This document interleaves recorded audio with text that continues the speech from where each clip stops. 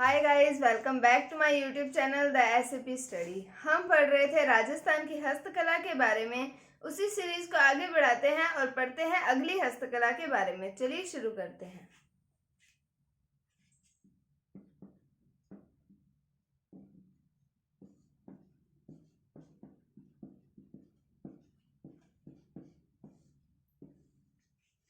तो अब हम पढ़ते हैं अगली हस्तकला जिसका नाम आता है तबक। क्या नाम आता है? तबक हस्तकला के बारे में पढ़ते हैं। अब इसके अंदर क्या होता है कि चांदी के तार जो होते हैं उनको हिरण की खाल की कई परतों के बीच में रखा जाता है और फिर उसको काफी टाइम पीटा जाता है। उसको पीटने के बाद बनने वाला बारीक पत्र के समान जो टुकड़ा होता है उसे वर्क या फिर तबक कहा जाता है। क्या है कि चांदी के तार को हिरण की खाल की कई परतों के बीच में रखकर घंटों पीटने के बाद बनने वाला बारीक पत्र के समान टुकड़ा क्या कहलाता है? तबक कहलाता है। चांदी के तार को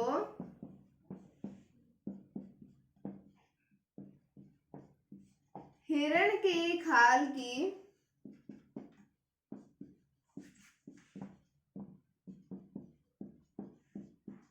कई परतों के बीच रख कर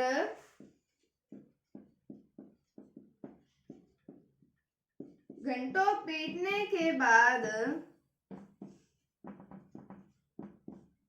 बनने वाला पत्र तबक या फिर वर्क कहलाता है। क्या है कि चांदी की तार को हिरण की खाल की कई परतों के बीच में रखकर घंटों पीटने के बाद बनने वाला पत्र यानी कि बारीक पत्र होता है ये, और उसके मतलब पत्र के समान जो टुकड़ा बनता है वो होता है तबक या फिर वर्क कहा जाता है। अब हम बात करें कि राजस्थान में इसका प्रमुख केंद्र कौन सा आता है, तो वो आता है जयपुर। और इसकी एक और बात आती है कि तबक बनाने वाले को क्या कहा जाता है, तो वो कहा जाता है पन्नीगार। क्या कहा जाता है? पन्नीगार कहा जाता है।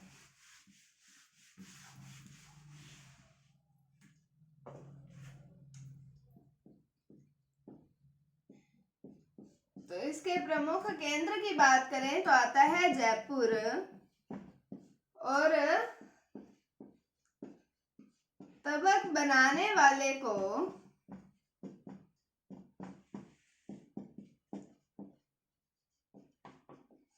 पन्नीगार कहा जाता है।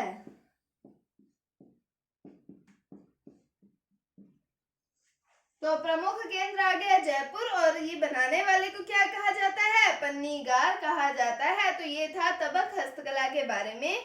क्या पढ़ा कि चांदी के तार को हिरण की खाल की कई परतों के बीच में रखकर घंटों पीटने के बाद बनने वाला बारीक पत्र के समान टुकड़ा क्या कहलाता है? वो कहलाता है तबक या फिर वर्क कहलाता है। और इसका प्रमुख केंद्र कौन सा आता है, तो वो है जयपुर। और तबक बनाने वाले को क्या कहा जाता है, तो वो कहा जाता है पन्नीगार कहा जाता है। उसके बाद में हम बात करें आगे अगली हस्तकला के बारे में पढ़ते हैं, तो वो आते हैं संगमरमर की मूर्तियां। तो पढ़ते हैं आप संगमरमर की मूर्तियों के बारे में।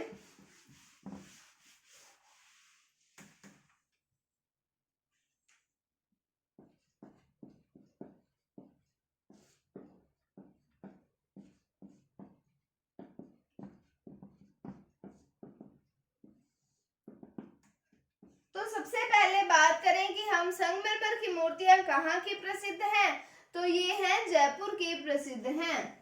संगमरमर की मूर्तियां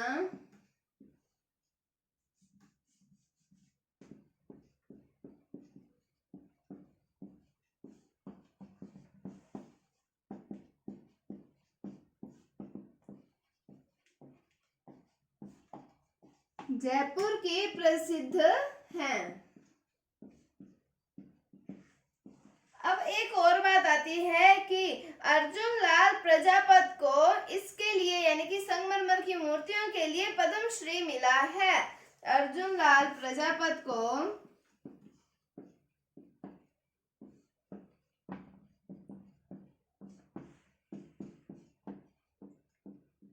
इसके लिए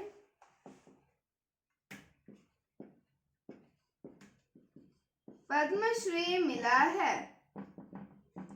तो ये है संगमरमर की मूर्तियों के बारे में कि कहाँ की प्रसिद्ध है, जयपुर की प्रसिद्ध है। और अर्जुन लाल प्रजापत को इसके लिए क्या मिला है, पद्मश्री मिला है। अब हम चलते हैं अगली हस्तकला के बारे में पढ़ते हैं, जिसका नाम आता है कोफ्तगिरी।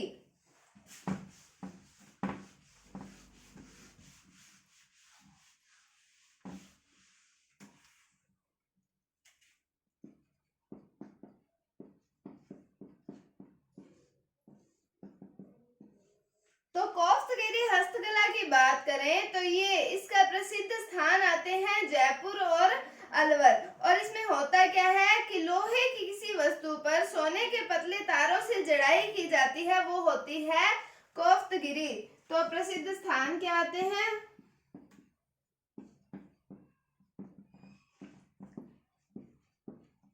जयपुर व अलवर। और होता क्या है, लोहे की वस्तु पर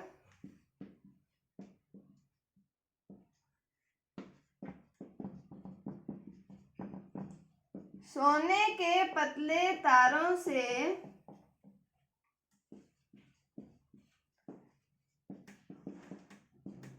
जड़ाई की जाती है। तो ये है कोफ्तगिरी हस्तकला के बारे में, कहाँ की प्रसिद्ध है, जयपुर और अलवर की प्रसिद्ध है। और लोहे की वस्तु पर सोने के पतले तारों से जड़ाई की जाती है, किसके अंदर, कोफ्तगिरी के अंदर की जाती है। अब हम बढ़ते हैं अगली हस्तकला के बारे में, जिसका नाम आता है तहनीशा।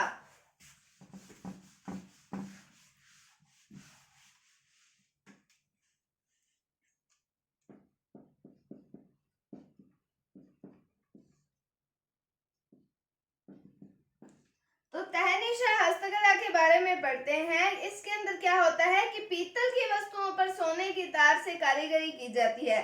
कोफ्तगिरी के अंदर क्या होता है कि लोहे की वस्तु पर सोने के जो पतले तार होते हैं उनसे जड़ाई की जाती है। और तहनीशा के अंदर पीतल की वस्तुओं पर सोने की तार से कारीगरी की जाती है।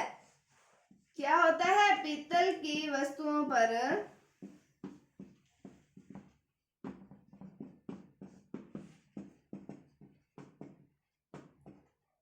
सोने की तार से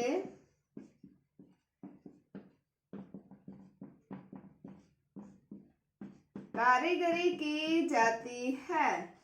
उसके बाद हम बात करें इसके प्रसिद्ध स्थान की, तो प्रसिद्ध स्थान आते हैं इसके अलवर और उदयपुर।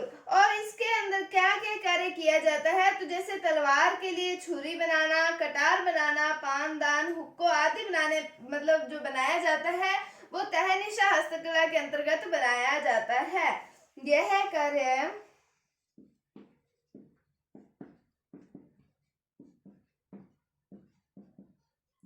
तलवार के लिए छुरी, कटार, पानदान, हुक्को आदि पर किया जाता है। और इसके प्रसिद्ध स्थान कौन से आते हैं, एक तो आता है उदयपुर और आता है अलवर। उदयपुर और अलवर इसके प्रमुख स्थान आते हैं। और पीतल की वस्तुओं पर सोने की तार से कारीगरी की जाती है।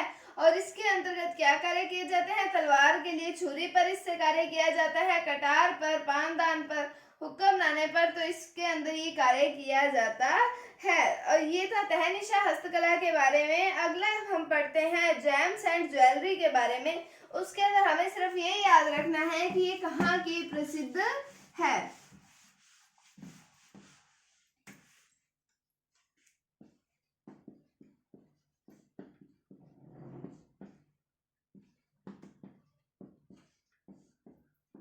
तो जेम्स एंड ज्वेलरी की बात करें कि कहाँ की प्रसिद्ध है, तो ये जयपुर की प्रसिद्ध है।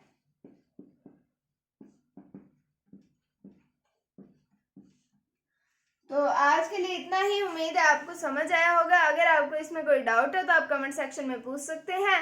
अगर आपको वीडियो थोड़ी सी भी अच्छी लगी है तो इसे लाइक कीजिए, शेयर कीजिए, चैनल पर नए हैं तो इसे सब्सक्राइब जरूर कीजिए। Thank you, thanks for watching, bye bye.